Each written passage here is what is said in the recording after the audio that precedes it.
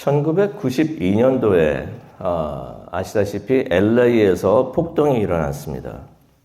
그때 어디 계셨었나요? LA에 계셨나요?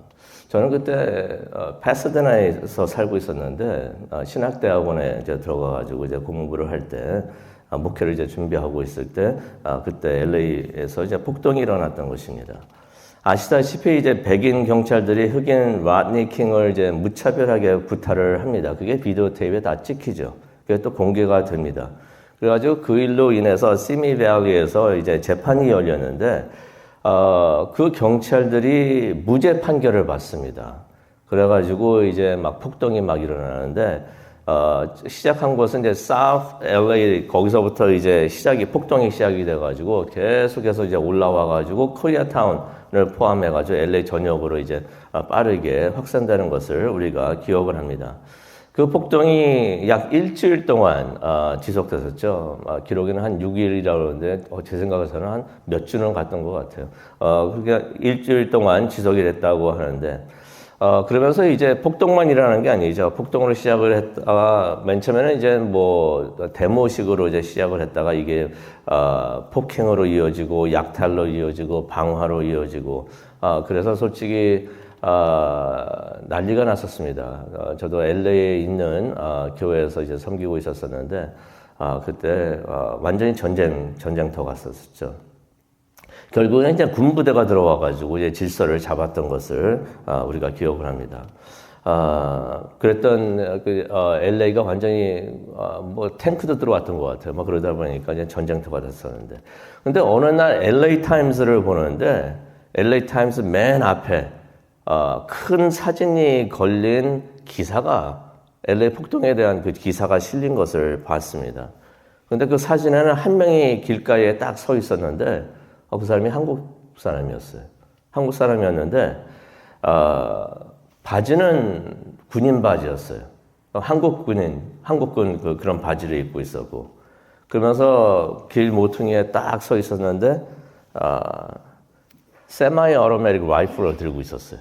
반자동 소총을 딱 들고서 이렇게 서 있는 것을, 길가를 이렇게 쳐다보는 것을 미국 기자가 찍어가지고 기사를 썼던 것입니다. 근데 그 사람이 티셔츠를 입고 있었어요. 하얀 티셔츠를 입고 있었는데, 하얀 티셔츠의 가운데는 큰 사진이 박힌 그런 티셔츠였는데, 그 가운데는 누가 있었냐면 흑인 운동가 말콤 엑스라고 그러죠. 말콤 엑스가 서 있는데, 그 사람도 총을 들고 있는 그 사진이 박힌 그 티셔츠를 그 사람이 입고 있는 것.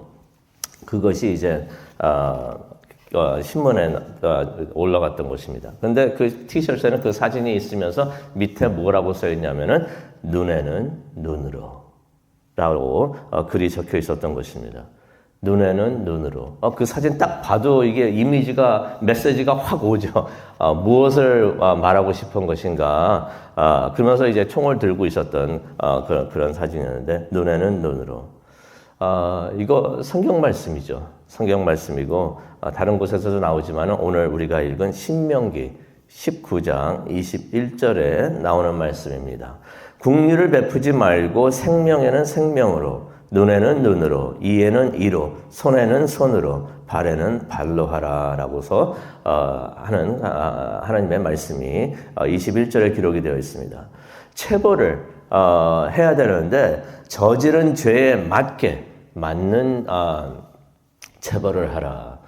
덜 하지도 말고, 그렇다고 또 더 하지도 말고, 죄에 맞게 체벌을 하라. 다시 말해서 이제 정의를 이야기를 하고 있는 것입니다. 정의가 지켜져야 되고, 정의를 행해야 된다라고 말씀을 하고 있는 것입니다.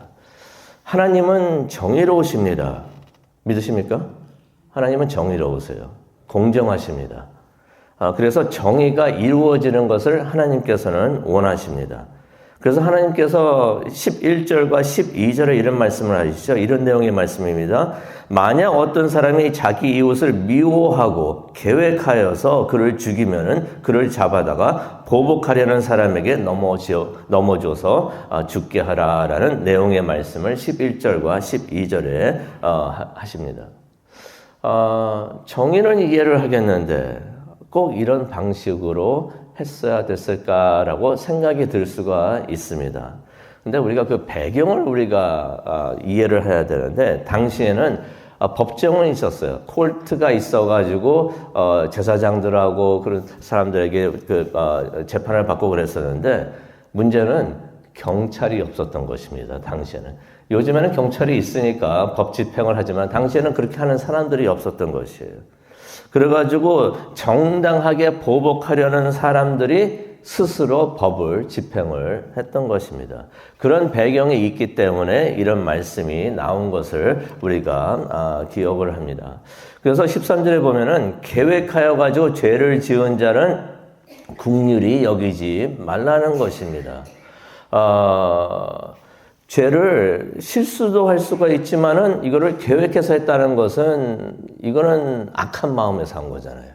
그래서 그런 마음을 가지고 죄를 지은 사람에게는 긍휼히 여기지 말라. 무죄한 피를 흘리는 죄를 이스라엘에서 제거하라, 제하라라고 하는 말씀이 13절에 나옵니다.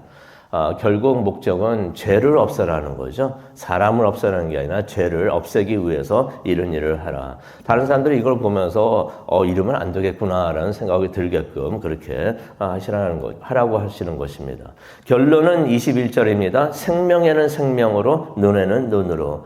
다시 말해서 정의를 행하라는 것입니다. 지은 죄에 맞게 벌을 주라는 것이죠. 다시 한번 목적은 죄를 제거하고 우리의 삶에서 죄를 제거하고 질서를 바로잡고 정의를 구현하기 위해서 그렇게 하라고 하시는 것입니다. 하나님은 정의로우신데 또한 하나님은 자비로우십니다. 정의롭기만 하고 끝나면은 우리 다 큰일 났어요. 이제 다 이제 죽게 되는 상황에 들어가는데, 하나님은 은혜로우시고 하나님은 자비로우시다는 것이에요. 그래서 지금까지는 의도해서 계획해서 죄를 지은 사람들에 대해서 말씀하셨는데, 의도하지 않았는데 실수로 죄를 범한 사람들은 어떻게 하는가? 그런 사람들을 위해서 가나안 땅에 들어갈 때 성세계를 따로 지정하여 두라라는 말씀을 2절에 하십니다. 그 성들이 어떤 성인들인가? 3절에 나오죠. 그 사람들이 실수로 의도하지 않게 죄를 지은 사람들, 그 사람들이 도피할 수 있는 성들이라고 말씀해 주십니다. 그 성들을 우리는 도피성이라고 우리가 말을 합니다. 이유는 아까도 말씀드렸듯이 당시에는 경찰이 없었던 것이에요. 경찰이 없어가지고 내가 억울한 일을 당했어? 이거 보복해야 돼 라고 생각을 하고서 보복하려고 하는 사람들이 그 사람들을 잡아가지고 스스로 법을 집행할 수 있기 때문에, 솔직히 이런 일들이 아직까지도 인디하고 그런 데서 아직까지도 일어납니다. 내 가족에게, 내 여동생에게, 내 딸에게 당신이 이런 짓을 했어? 가서 그냥 스스로가 경찰이 돼가지고 법을 집행을 하는 것이에요. 당시에 그런 사람들이 있었기 때문에 그렇게 하다 보면은 정의보다도 보복이 앞설 수가 있는 거예요.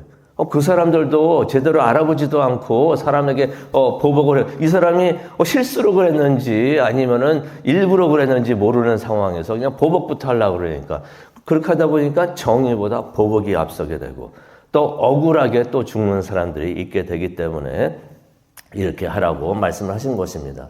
근데 이 도피성이 가나안에 들어가서 이렇게 하라고 했는데 가나안에만 있는 게 아니었죠. 가나안에 들어가가지고 세 군데다가 도피성을 만들어 하는데 에단이 아니죠. 요단강 동쪽에도 도피성을 세 군데를 만들어 두셨던 것입니다. 그런데 그 도피성에 조건이 있습니다. 3절에 나오죠. 그 성들로 가는 길을 내라고 하십니다. 그 도망갈 수 있는 사람이 잘 도망갈 수 있도록. 그 길이 없으면은, 그 산길 막 뚫어서 막 가려고 그러면 그거 못 찾을 수도 있잖아요. 그러니까 길을 내라고 하십니다. 잘 찾아갈 수 있도록. 그리고 이것을 한 곳에다가 모아놓으면은, 그 가까이 사는 사람들은 괜찮은데 멀리 사는 사람들은 그거 어떻게 굴러 도망갑니까? 그거 있으나만 하잖아요. 그래가지고 가나안에 들어가서 세 군데에다가 똑같은 거리를 두고서 그 도피성을 만들어라. 왜 그랬습니까? 어디에 살든지 도망갈 수가 있도록 그렇게 하라라고서 말씀을 하십니다. 근데 그곳에는 누가 들어갈 수가 있는가? 4절에 나오죠. 이웃을 악의 없이, 다시 말해서 우연히 실수로 죽인 사람들이 그곳에 들어가게 하도록 하신 것입니다. 근데 이것도 오해를 할 수가 있기 때문에 예를 들어 주십니다. 5절, 모세를 통해서 예를 들어 주시는데 5절에 나오죠. 한 사람이 이웃과 함께 나무를 베다가 이럴 때가 있을 수가 있습니다. 도끼를 휘둘렀는데 그 도끼가 나무 거기서 그냥 빠져나오는 거예요. 그래가지고 그게 사람을 칩니다. 그래가지고 죽게 되었을 때 그런 사람은 도피성에 피해가지고 목숨을 부지할 수 있게 하라. 안 그러면 그 죽은 사람의 가족이 와가지고 보복을 할 수가 있기 때문에 이거는 실수였는데 그래서 그렇게 할 수 있게 하시는 것입니다. 그러면서 6절에 나오죠. 이때 도피성이 너무 멀면은 복수하려는 사람이 그를 따라잡아가지고 죽일 수 있기 때문에 잘 피할 수 있도록 도피성까지 길을 잘 내고 또 동일한 거리에 성들을 두어라라고 말씀을 하십니다. 요점은 그러죠. 정의는 지켜야 하는데 의도하지 않고 실수로 죄 지은 사람들에게는 은혜를 베풀라라고 말씀을 하십니다. 근데 약간 궁금한 점이 있습니다. 그 사람에게 그런 의도가 있었는지 없었는지 어떻게 잘 알 수가 있을까? 이거 쉽지는 않았겠다라는 생각이 듭니다. 근데 예수님께서는 그게 그리 중요하지 않다고 하십니다. 그러시면서 마태복음 5장 38절에 그런 말씀하시죠. 눈은 눈으로 이는 이로 갚으라 하였다는 것을 너희가 들었으나 39절에 말씀하십니다. 나는 너희에게 이르노니 악한 자를 대적하지 말라. 스스로 법 집행을 하지 말라는 거죠. 복수하지 말라는 것입니다. 그러면서 예수님께서 뭐라고 말씀하십니까? 누가 네 오른뺨을 치거든 왼쪽 뺨도 돌려대어라 라고 말씀을 하십니다. 어떻게 보면 이 말씀이 더 어렵지 않은가 생각도 드는 것 같아요. 한 대 맞으면은, 이게 성질이 나는 게 사람들의 마음인데, 다른 쪽도 되라고 하시네요.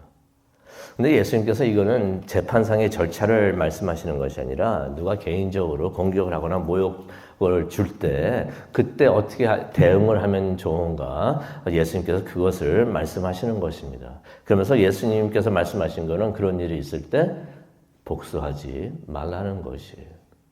참으라는 것입니다. 인내하라는 것입니다. 그러면서 예수님께서는 그것을 하나님께 맡기라라고 말씀을 하십니다. 근데 이 하나님께 맡기라는 말이 어떻게 보면 더 무서운 말이에요. 왜냐하면 하나님께서는 정의를 잘 아시죠. 사람의 마음을 아시는 분이신데 그분이 정의롭게 올바르게 법을 집행하시기 때문에 하나님께 맡기라는 것입니다. 그러면은 모든 것이 정의롭게 될 줄로 믿습니다. 이제 이해가 됩니다. 하나님께 맡기라는 것이 이게 그냥 참고 넘어가라는 게 아니라 하나님께서 모든 것을 판단하실 수 있도록 그래서 하나님의 정의가 이루어질 수 있도록 그렇게 하라고 하시는구나 하는 것을 깨닫게 됩니다. 그러면서 예수님께서 이제 구약의 말씀을 이제 완성시켜 주시는데요. 눈에는 눈이 아니라 악을 선으로 이겨라 라는 말씀을 해 주십니다. 또 그것을 우리가 로마서 12장 21절을 통해서 보게 됩니다.